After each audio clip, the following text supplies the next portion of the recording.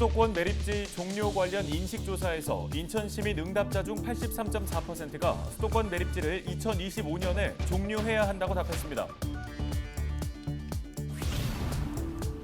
광역 소각장을 추진해온 부천시가 최근 부천 자원순환센터 현대와 시민협의회를 구성했지만 의견을 좁히지 못하고 있습니다. 동두천시가 디자인 아트빌리지 사업을 추진하면서 시설 투자 위주로 사업비를 지출해 상권 살리기에 실패했다는 지적을 받고 있습니다.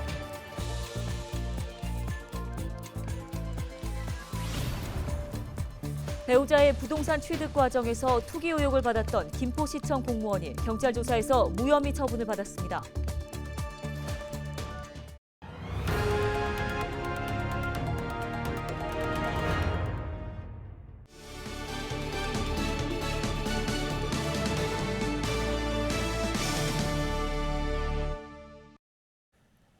시청자 여러분 안녕하십니까? 헬로티비 뉴스입니다.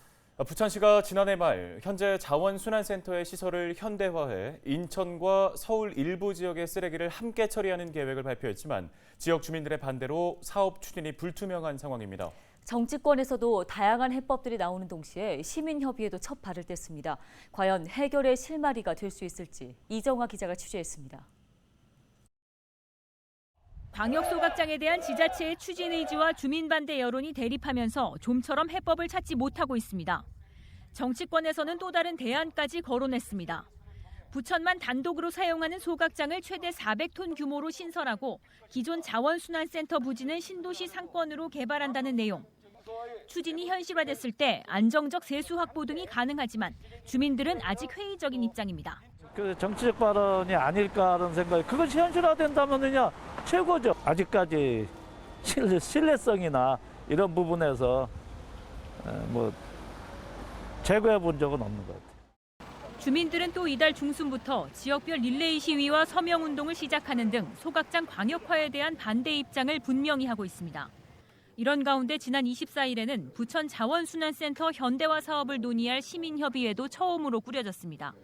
전문가 공무원을 비롯해 지역 주민 등 모두 35명으로 구성됐습니다. 광역 소각장 갈등이 발생한 지 7개월여 만입니다. 논의 과정에 이렇게 감정적인 거나 이런 거는 좀 될 수 있으면 빼주시고 순수하게 이 소각장 현대화를 위한 사업 안에서 이렇게 논의가 이루어졌으면 좋겠고요. 협의회는 앞으로 문제가 됐던 광역화 논란을 비롯해 입지 선정과 사업비 조달 방안 등 추진 전반에 대한 안건을 함께 검토할 예정입니다. 또 경기 하남과 서울 강남 등 다른 지자체의 소각시설을 둘러보고 부천에 맞는 현대화 방식을 찾겠다는 입장입니다. 광역화를 하냐 안 하냐는 방법인 거지 그것이 꼭 목적이 되어서는 안 되겠다고 생각을 합니다. 찬반 투표에서 결정될 문제도 아니고 결국은 어느 정도 설득도 해야지 되고 그다음에 이해도 시켜야지 되고 그런 과정이 좀 필요하겠죠. 부천 소각장 광역화 문제를 둘러싸고 수개월째 민관이 대립하는 가운데 진통 끝에 탄생한 시민협의기구가 새로운 해법을 내놓을 수 있을지 주목됩니다. 헬로티비 뉴스 이정아입니다. 다음 소식입니다. 인천 시민의 상당수가 서울과 경기도의 쓰레기를 인천에서 처리하는 것에 거부감을 갖고 있는 것으로 조사됐습니다. 인천시는 시민 1,000명을 대상으로 수도권 매립지 종료와 자원 순환 정책에 대한 인식을 조사했는데요. 응답자의 86.9%가 서울시와 경기도에서 발생한 쓰레기를 인천에서 처리하는 것에는 문제가 있다고 답했습니다. 또 응답자의 83.4%는 수도권 매립지를 2025년에 종료해야 한다고 답했는데요. 이정우 인천시 시민정책 담당관은 수도권 매립지 종료를 향한 인천 시민들의 확고한 의사를 확인했다며 시민들의 의견을 관련 정책 수립에 적극 반영하겠다고 말했습니다.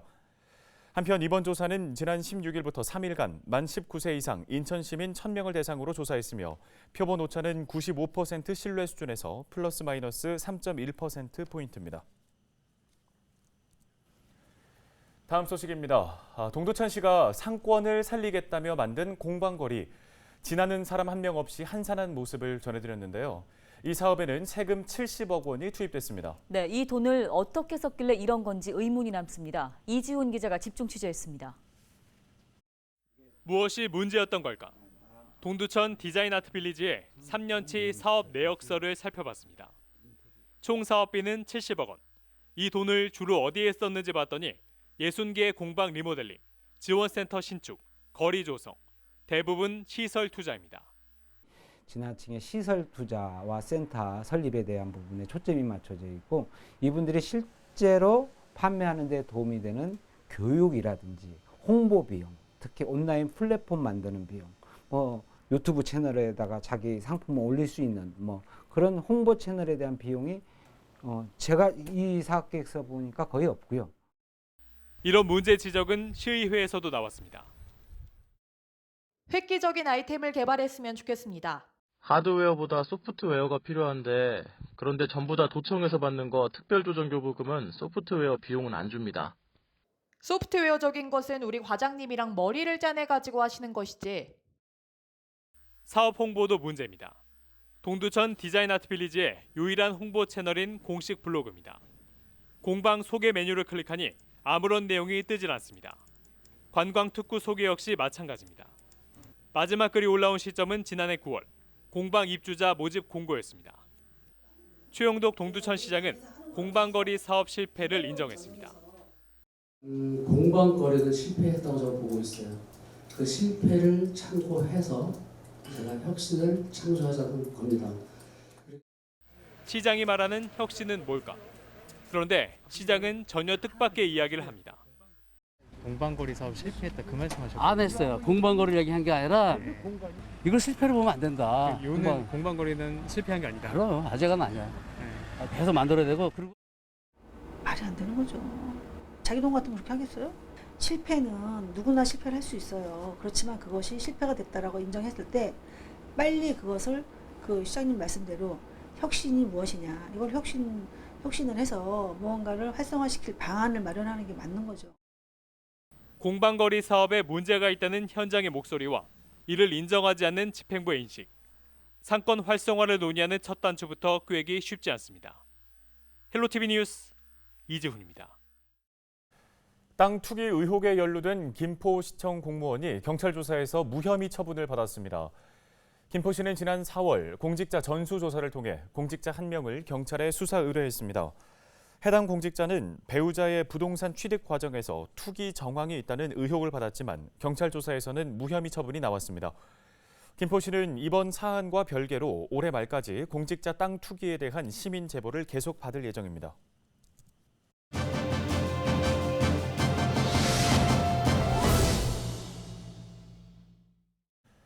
코로나19의 확산세가 꺾이지 않는 상황에서 전파력이 더 센 델타 바이러스가 우리나라를 비롯해 세계 각국으로 번지고 있는데요. 네, 순천향대학교 부천병원 감염내과 김탁 교수와 함께 자세한 이야기 나눠보겠습니다. 교수님 안녕하십니까? 네, 안녕하십니까. 예, 국내 코로나19 감염자 중 델타 변이로 인한 확진자 현황 지금 어떻습니까? 질병관리본부의 이제 브리핑 자료에 따르면 우리나라에서 현재 이제 변이주에 관련된 검사들은 전체 감염자의 한 15% 정도를 하고 있다고 하고 그 중에서 국내 감염자 중에 이제 변이주는 약 1.5%인데 그 해외에서 들어오시는 분 중엔 약 30%, 37%가 이제 델타 변이주에 해당되고 있어서 특히 이제 해외를 통해서 유입되는 경우가 적지 않고 국내 경우도 이제 지역사회 감염이 시작이 된 단계이기 때문에 언제든지 델타 변이주가 확산될 가능성이 있다 이렇게 이제 말씀드릴 수 있겠습니다. 네, 이 델타 변이 바이러스의 전파력 또 감염력은 어느 정도로 심각한 건가요? 우리나라는 이제 알파 변이가 주로 우세종이긴 하지만 이게 그 변이주 중에서는요. 그런데 유럽 특히 이제 영국 같은 경우는 이미 델타 변이주로 알파 변이주가 대체되고 있어서 그게 우세를 보인다는 건 결국 감염력이 그만큼 이전의 변이주에 비해서 빠르다는 의미거든요. 그래서 현재까지 알려진 변이주 중에서는 아마 가장 감염력이 높지 않나라고 생각이 듭니다. 예, 상황이 이렇다 보니 델타 변이로 인해 백신 접종 효과를 떨어뜨리는 건 아닌지 우려의 목소리도 나오고 있습니다. 대비책은 어떻게 필요하다고 보시는지요? 지금까지 자료들을 보면 알려진 백신, 우리가 이미 맞고 있는 백신에 대한 감염 예방 효과는 좀 떨어지는 건 맞는 것 같고요. 다만 그 중증 예방이라든지 뭐 사망 예방의 측면에서는 여전히 이제 예방접종이 효과가 있기 때문에 첫 번째로는 아직 접종을 하지 않으신 분들이 서둘러 접종을 맞는 게 중요하겠고요. 길게 봐서는 이제 이런 변이주에 대한 개선된 예방접종이 나오거나 혹은 이미 저희가 가지고 있는 예방접종을 추가 접종을 통해서 예방력을 높이는 방안들을 이제 고려를 해봐야 된다고 생각합니다. 네, 도움 말씀은 여기까지 듣겠습니다. 지금까지 순천향대 부천병원 감염내과 김탁 교수였습니다.